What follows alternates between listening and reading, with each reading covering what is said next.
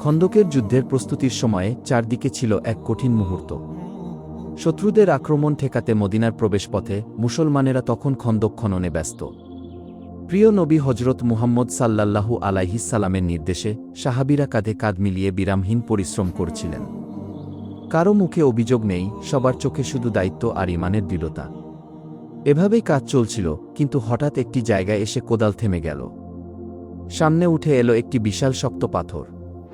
সাহাবীরা বারবার চেষ্টা করলেন, জোরে আঘাত করলেন, কিন্তু পাথরটি যেন নড়তেও চায় না। যতই চেষ্টা করা হয় ততই তারা বুঝতে পারলেন এটা তাদের সাধ্যের বাইরে। অবশেষে তারা নবীজির কাছে এসে বললেন, হে আল্লাহর নবী, আমরা একটি শক্ত পাথরের মুখোমুখি হয়েছি, যা কিছুতেই ভাঙতে পারছি না। নবীজি শান্ত কণ্ঠে বললেন, চলো আমি নিজেই গিয়ে দেখি। তখন পরিস্থিতি ছিল খুবই কঠিন, কয়েকদিন ধরে অনেকে না খেয়ে কাজ করছিলেন। ক্ষুধা আর ক্লান্তি সব কিছু সহ্য করেও তারা আল্লাহর সন্তুষ্টির জন্য পরিশ্রম করে যাচ্ছিলেন। নবীজি নিজেও সেই কষ্টের অংশীদার ছিলেন। তিনি হাতে একটি কোদাল নিয়ে পাথরের কাছে দাঁড়ালেন, অতঃপর আল্লাহর নাম নিয়ে পাথরের উপর আঘাত করলেন। এক আঘাতেই সেই শক্ত পাথর আলোর ঝলকানি দিয়ে ভেঙে যেতে লাগল। আরেকটি আঘাতে তা টুকরো টুকরো হয়ে গেল। এই দৃশ্য দেখে সাহাবীরা বিস্ময়ে অভিভূত হয়ে গেলেন। তাদের মধ্যে একজন সাহাবী ছিলেন জাবের ইবনে আব্দুল্লাহ রাদিয়াল্লাহু তাআলা আনহু। তিনি গভীরভাবে লক্ষ্য করলেন, নবীজি নিজেও ক্ষুধায় কষ্ট পাচ্ছেন, এমনকি তিনি পেটে পাথর বেঁধে কাজ করছেন। এই দৃশ্য তার অন্তরকে নাড়িয়ে দিল। ভালোবাসা আর কষ্ট মিশ্রিত অনুভূতিতে তার মন অস্থির হয়ে উঠল। তিনি মনে মনে দৃঢ় সিদ্ধান্ত নিলেন, আজ আমি যেভাবেই হোক আমার প্রিয় নবীকে আমার বাড়িতে নিয়ে গিয়ে খাবার খাওয়াব। অতঃপর জাবের রাদিয়াল্লাহু তাআলা আনহু দ্রুত নিজের ঘরের দিকে রওনা হলেন। তার মনে তখন একটাই চিন্তা, প্রিয় নবীজির জন্য কিছু করা। ঘরে ঢুকেই তিনি তার স্ত্রীকে বললেন, বলো তো ঘরে কি কোনো খাবার আছে? আজকে আমি রাসূল সাল্লাল্লাহু আলাইহিস সালামের ক্ষুধার কষ্ট দেখেছি। আমি এই দৃশ্য সহ্য করতে পারতেছি না। আমি চাই অন্তত একবেলা তাকে নিজের ঘরে খাবার খাওয়াতে।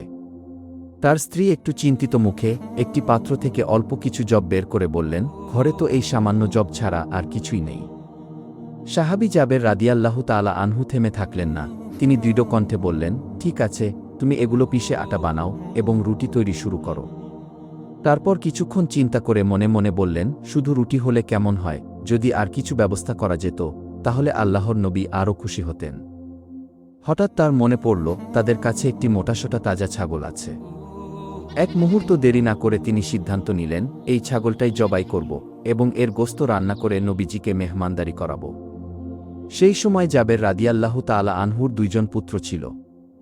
বড় পুত্রের নাম আব্দুর রহমান ইবনে জাবের, যার বয়স ছিল ৮-৯ বছর।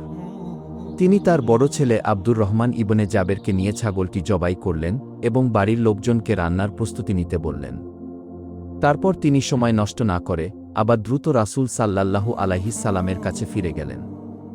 নবীজির সামনে উপস্থিত হয়ে তিনি বিনয়ের সাথে সালাম দিলেন এবং নরম কণ্ঠে বললেন, ইয়া রাসূলাল্লাহ, আমি একজন সাধারণ মানুষ, আমার কাছে তেমন কিছু নেই। কিন্তু আমার বহুদিনের একটি ইচ্ছা, আপনাকে আমার ঘরে দাওয়াত দেওয়া। যদি আপনি আমার এই দাওয়াত কবুল করেন তবে আমার মনের এই আশা পূর্ণ হবে। নবীজি জাবের রাদিয়াল্লাহু তাআলা আনহুর কথা শুনে মুচকি হেসে চারপাশে দাঁড়িয়ে থাকা সাহাবীদের দিকে তাকালেন। অতঃপর তাদের ডেকে বললেন, হে আমার সাহাবীরা, জাবের আমাদের তার ঘরে খাবারের দাওয়াত দিয়েছে। আমি তার দাওয়াত গ্রহণ করেছি। জোহরের নামাজের পর আমরা সবাই তার বাড়িতে যাব। এই কথা শুনে সাহাবীদের মুখে আনন্দের ঝিলিক ফুটে উঠল। দীর্ঘদিনের কষ্ট আর ক্ষুধার মাঝেও এই দাওয়াত যেন এক প্রশান্তির খবর হয়ে আসল। এদিকে জাবের রাদিয়াল্লাহু তাআলা আনহু আনন্দে আত্মহারা। তিনি দ্রুত ঘরের দিকে রওনা হলেন। কিছুদূর যেতেই হঠাৎ তার মনে এক গভীর চিন্তার সঞ্চার হল। তিনি চিন্তা করে দেখলেন, এখানে তো কত শত সাহাবী আছেন। আমার ঘরে তো এত খাবার নেই, আমি কিভাবে সবাইকে খাওয়াবো? মুহূর্তেই তার আনন্দ দুশ্চিন্তায় রূপ নিল। দ্বিধাগ্রস্ত হয়ে তিনি আবার ফিরে এলেন নবীজির কাছে। এসে বিনয়ের সাথে বললেন, হে আল্লাহর নবী, আমি তো ভেবেছিলাম আপনি কয়েকজন সাহাবী নিয়ে আসবেন, কিন্তু আপনি তো সবাইকে দাওয়াত দিয়েছেন। আমি তো নিতান্তই গরিব, কিভাবে তাদের মেহমানদারি করব? নবীজি তার কথা শুনে মৃদু হাসি দিয়ে বললেন, হে জাবের, বরকতের মালিক তো আল্লাহ। তুমি কোনো চিন্তা করিও না, বাড়ি ফিরে যাও এবং খাবারের প্রস্তুতি নাও। অতঃপর নবীজি জানতে চাইলেন, তুমি কি কি খাবারের ব্যবস্থা করেছ? সাহাবী জাবের বিনয়ের সাথে উত্তর দিলেন, ঘরে সামান্য জব আছে, আর একটি খাসি জবেহ করেছি, এগুলো দিয়েই কিছু করার চেষ্টা করছি। নবীজি তখন তাকে একটি গুরুত্বপূর্ণ নির্দেশ দিলেন। তিনি বললেন, একটি কথা মনে রেখো, গোস্ত যখন রান্না করবে তখন হাঁড়ির ঢাকনা শক্ত করে বন্ধ রাখবে, আর আটা মাখানোর পরে তা কিছুক্ষণ একটি পাত্রে ঢেকে রাখবে। নবীজি আরও নির্দেশ দিলেন যে খাবার যেন আগেভাগে অস্থিরভাবে পরিবেশন না করা হয় এবং আমি না আসা পর্যন্ত কোনো পাত্রের ঢাকনা খুলবে না। এই নির্দেশনা শুনে জাবের রাদিয়াল্লাহু তাআলা আনহু স্বস্তি পেলেন এবং তিনি খুশি মনে বাড়ির দিকে রওনা হলেন। এদিকে ঘরের ভেতরে ভিন্ন একটি দৃশ্য। জাবের রাদিয়াল্লাহু তাআলা আনহুর ছোট ছেলে ঘরে ঘুমিয়েছিল, তার নাম মুহাম্মদ ইবনে জাবের। হঠাৎ সে ঘুম থেকে জেগে চোখ মুছতে মুছতে চারদিকে তাকালো, অতঃপর তার মনে পড়ল তার প্রিয় সঙ্গী, সেই ছাগলটির কথা যার সঙ্গে সে সব সময় খেলত। মুহাম্মদ ইবনে জাবের তাড়াহুড়া করে ঘরের ভেতরে ও বাইরে খুঁজতে লাগল, কিন্তু কোথাও ছাগলটিকে পেল না। তার ছোট্ট মনে অস্থিরতা জন্ম নিল। অতঃপর সে তার বড় ভাই আব্দুর রহমান ইবনে জাবেরের কাছে গিয়ে জিজ্ঞাসা করল, ভাই, আমাদের ছাগলটি কোথায়? আমি তো তাকে কোথাও দেখতে পাচ্ছি না। আব্দুর রহমান শান্তভাবে উত্তর দিল, তুমি তো তখন ঘুমাচ্ছিলে, তাই জানো না, আব্বাজান আজকে সেটাকে জবাই করে দিয়েছেন। এই কথা শুনে ছোট ভাই থমকে গেল। অবাক চোখে সে বলল, কোথায় জবাই করেছে, আমাকে দেখাও। অতঃপর আব্দুর রহমান তাকে নিয়ে গেল বাড়ির পিছনের সেই জায়গায় যেখানে ছাগলটিকে জবাই করা হয়েছিল। সেখানে পৌঁছে ছোট ভাই কৌতূহল ভরে বলল, আমাকে দেখাও তো, কিভাবে জবাই করেছিলে। অবুঝ আব্দুর রহমান, যার বয়স তখন মাত্র ৮-৯ বছর, খেলার ছেলে বলল, দেখতে চাইলে তুমি এখানে মাটিতে শুয়ে পড়ো। ছোট ভাই, যার বয়স ৩-৪ বছরের বেশি নয়, নিষ্পাপ মনে কোনো কিছু না ভেবেই মাটিতে শুয়ে পড়ল। সে বুঝতেই পারল না যে সামনে কি ভয়ানক ঘটনা অপেক্ষা করছে। খেলার ছলেই আব্দুর রহমান একটি ছুরি হাতে নিল, আর সেই অবুঝ মুহূর্তেই সে তার ছোট্ট ভাইয়ের গলায় ছুরি চালিয়ে দিল। মুহূর্তের মধ্যে ছোট ভাইয়ের গলা কেটে গেল, রক্ত ফোয়ারার মতো বের হতে লাগল। ছোট্ট দেহটি কাঁপতে কাঁপতে ছটফট করতে লাগল। এই ভয়ানক দৃশ্য দেখে আব্দুর রহমান একেবারে আতঙ্কিত হয়ে পড়ল। তার ছোট্ট মনে আতঙ্ক যেন ঝড়ের মতো আঘাত করল। ঠিক সেই সময় জাবের রাদিয়াল্লাহু তাআলা আনহু রাস্তা দিয়ে বাড়ির ভেতরে প্রবেশ করলেন। দূর থেকে পিতার আগমনের শব্দ কানে আসতেই আব্দুর রহমান আরও আতঙ্কিত হয়ে থরথর করে কাঁপতে লাগল। কি করবে বুঝতে না পেরে সেখান থেকে দৌড়ে পালিয়ে গিয়ে একটি খেজুর গাছে উঠে লুকিয়ে পড়ল এবং গাছের উপর চুপচাপ বসে রইল, যেন কেউ তাকে দেখতে না পায়। এদিকে জাবের রাদিয়াল্লাহু তাআলা আনহু ঘরে ফিরে তিনি তার স্ত্রীকে নবীর দাওয়াত কবুলের সংবাদ শোনালেন। তার স্ত্রীও আনন্দিত হয়ে রান্নাবান্না করার প্রস্তুতিতে লেগে পড়লেন। কিছুক্ষণ পরে হজরত জাবের রাদিয়াল্লাহু তাআলা আনহু পুত্রদের খোঁজে বাড়ির পিছনে সেই জায়গায় পৌঁছাতে হঠাৎ তার চোখ পড়ল মাটিতে পড়ে থাকা ছোট্ট সন্তানের দিকে। দৃশ্যটি দেখে তিনি যেন স্তব্ধ হয়ে গেলেন। তিনি দেখলেন তার নিষ্পাপ ছেলে মাটিতে ছটফট করছে। তিনি এক মুহূর্ত দেরি না করে ছুটে গেলেন সন্তানের কাছে। বুকে তুলে নিলেন তাকে, কিন্তু ততক্ষণে সব শেষ হয়ে গেছে। তার ছোট্ট সন্তান শেষ নিঃশ্বাস ত্যাগ করে দুনিয়া থেকে বিদায় নিয়েছেন। তার ক্ষুদ্র দেহটি নিথর ঠান্ডা হয়ে গেছে। এই দৃশ্য সহ্য করা একজন বাবার পক্ষে কতটা কঠিন তা ভাষায় প্রকাশ করা যায় না। জাবের রাদিয়াল্লাহু তাআলা আনহুর অন্তর যেন টুকরো টুকরো হয়ে গেল। তিনি তার প্রিয় সন্তানকে বুকে জড়িয়ে ধরে অশ্রুসিক্ত কণ্ঠে কাঁদতে লাগলেন। কিন্তু কিছুক্ষণ পর তিনি নিজেকে সামলে নিলেন, ঈমানের শক্তিতে নিজের ভেঙে পড়া মনকে সান্ত্বনা দিলেন।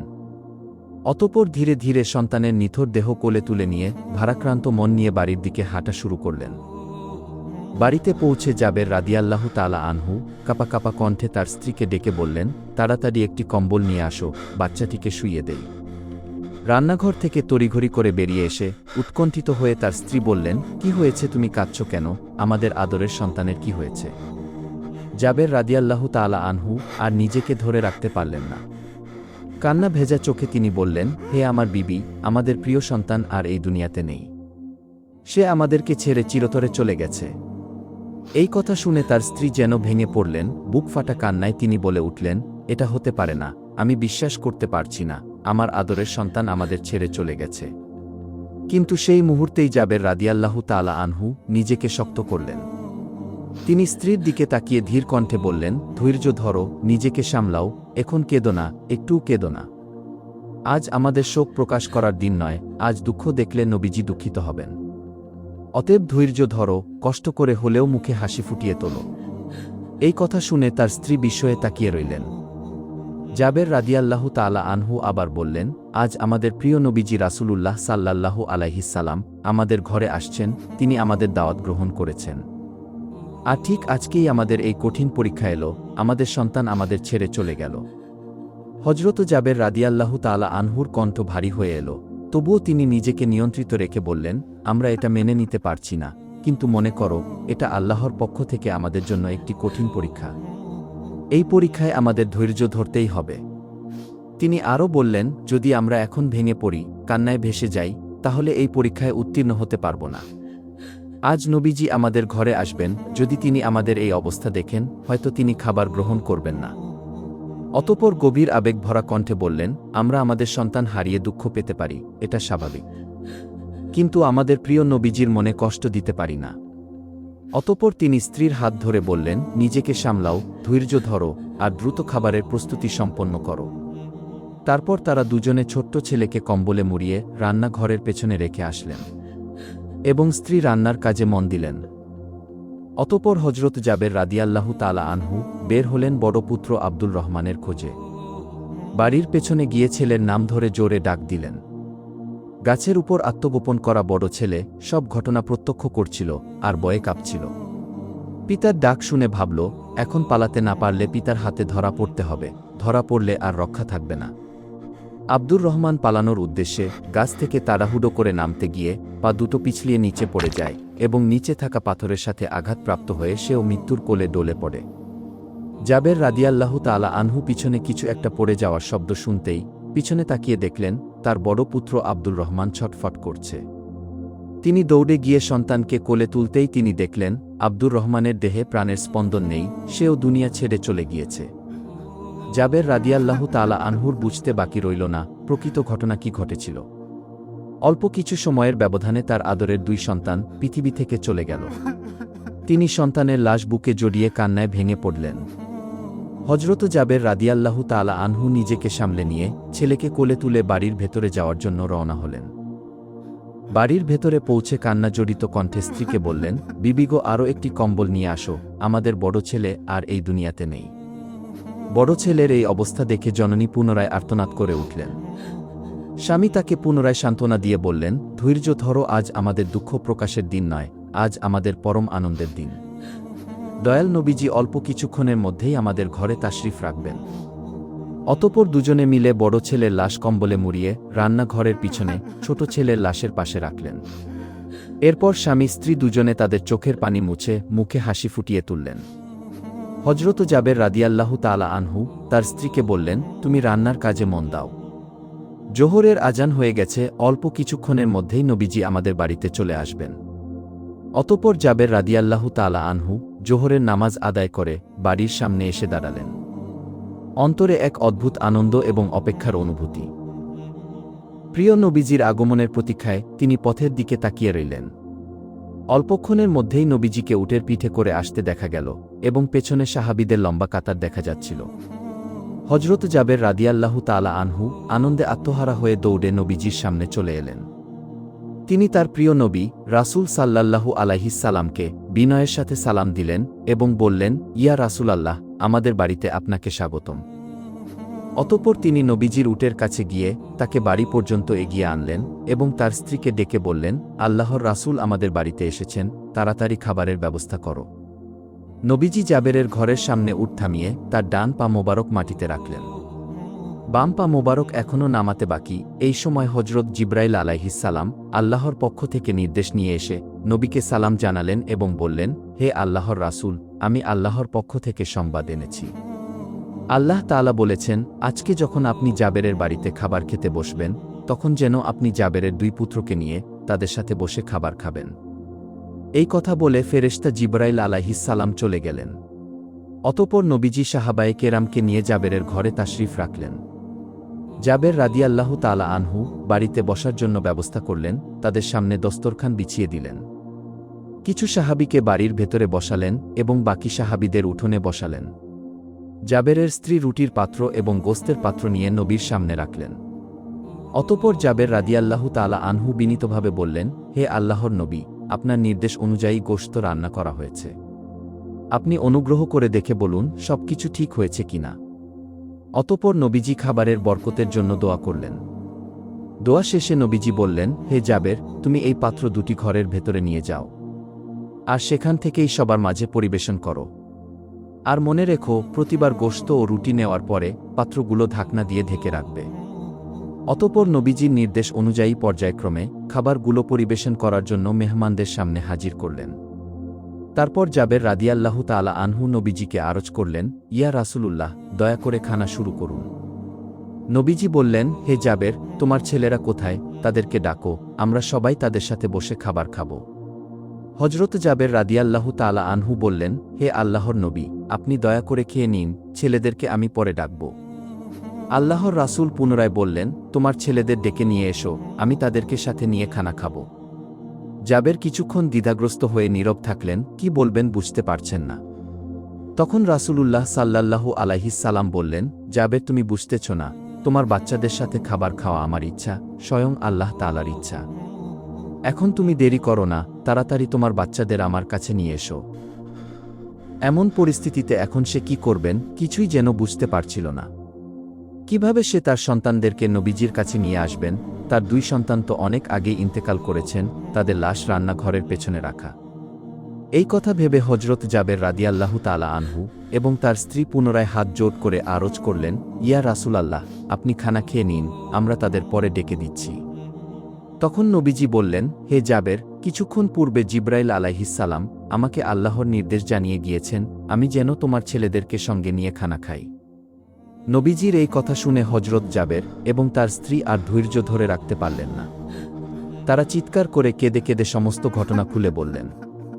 অতঃপর চোখ মুছতে মুছতে বললেন, তারা আমাদের ছেড়ে এই পৃথিবী থেকে চলে গেছে, তাদের লাশ রান্নাঘরের পিছনে রাখা, তাদেরকে আমি কিভাবে ডাকব?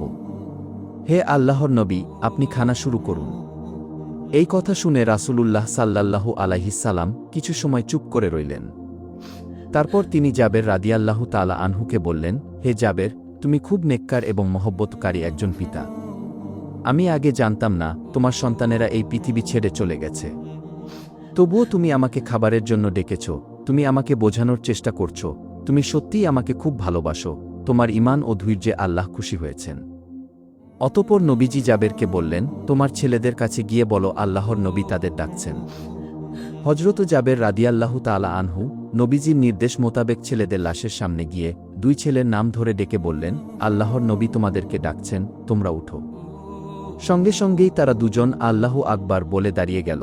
দুই পুত্রের রূহ তাদের শরীরে ফিরে এলো এবং তারা জীবিত হয়ে গেল। এই দৃশ্য দেখে জাবের রাদিয়াল্লাহু তাআলা আনহু এবং তার স্ত্রী বিস্ময়ে হতবাক হয়ে গেলেন এবং তারা আল্লাহর কাছে শুকরিয়া জানালেন। অতঃপর তারা দুই ভাই নবীজির কাছে দৌড়ে চলে গেল। অতঃপর রাসূল সাল্লাল্লাহু আলাইহিস সালাম জাবের রাদিয়াল্লাহু তাআলা আনহার দুই পুত্রকে স্নেহভরে তার দুই পাশে বসালেন। এরপর তিনি সাহাবীদের উদ্দেশ্যে বললেন, হে সাহাবীগণ, আজ তোমরা তৃপ্তি সহকারে খাবার খাও, যত খুশি গোশত খাও, যত খুশি রুটি খাও, তবে হাড়গুলো চিবিয়ে খাবে না, বরং চুষে রেখে দিও। এই কথা বলে নবীজি মহান আল্লাহর নির্দেশ অনুযায়ী জাবের রাদিয়াল্লাহু তাআলা আনহুর দুই সন্তানকে সাথে নিয়ে খাবার খাওয়া শুরু করলেন। হযরত জাবের রাদিয়াল্লাহু তাআলা আনহু অত্যন্ত আন্তরিকতার সঙ্গে একের পর এক সাহাবীদের সামনে গোশত এবং রুটি পরিবেশন করতে লাগলেন এবং প্রত্যেকে তৃপ্তি সহকারে খাবার খেতে লাগলেন। অতঃপর যখন সকল সাহাবী পেট ভরে তৃপ্তি সহকারে খাওয়া শেষ করলেন, তখন নবীজি হযরত জাবের রাদিয়াল্লাহু তাআলা আনহুকে বললেন, হে জাবের, এখন তুমি রুটি এবং গোশতের পাত্রগুলোর ঢাকনা খুলো। জাবের রাদিয়াল্লাহু তাআলা আনহু ধীরে ধীরে এগিয়ে গিয়ে পাত্রগুলোর ঢাকনা খুললেন। ঢাকনা খুলতেই তিনি বিস্ময়ে হতবাক হয়ে গেলেন। তিনি দেখলেন এক টুকরো গোশতও কমেনি এবং রুটিগুলো আগের মতোই পরিপূর্ণভাবে রয়েছে। এই দৃশ্য দেখে তার অন্তর কেঁপে উঠল। তিনি বুঝতে পারলেন এটা আল্লাহর অসীম বরকত। এরপর নবীজি বললেন, হে জাবের, গোশত খাওয়ার হাড়গুলো আমার সামনে নিয়ে আসো। জাবের রাদিয়াল্লাহু তাআলা আনহু সবগুলো হাড় সংগ্রহ করে নবীজির সামনে এনে রাখলেন।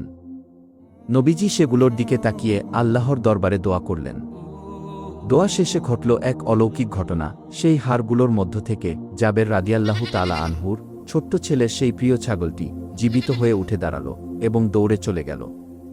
জাবের রাদিয়াল্লাহু তাআলা আনহু এই দৃশ্য দেখে অভিভূত হয়ে গেলেন। তিনি অনুভব করলেন আল্লাহর কুদরত সীমাহীন, তিনি চাইলে সবকিছুই সম্ভব। পরদিন আবার খন্দকের কাজে সবাই ফিরে গেলেন। কিন্তু আজ তাদের মধ্যে ছিল অন্যরকম শক্তি। সাহাবীরা একে অপরকে বলছিলেন, আমরা নিজের চোখে দেখেছি, মহান আল্লাহ তাআলা আমাদের সাথে আছেন। ক্ষুধা, কষ্ট আর ভয় সব কিছু যেন হালকা হয়ে গেল। কারণ তাদের ঈমান আরও দৃঢ় হয়ে গেছে। খন্দকের যুদ্ধে মুসলমানরা কাফেরদের 10,000 সৈন্যের বিশাল বাহিনীর বিরুদ্ধে মাত্র 3,000 সৈন্য নিয়ে অবস্থান নেন।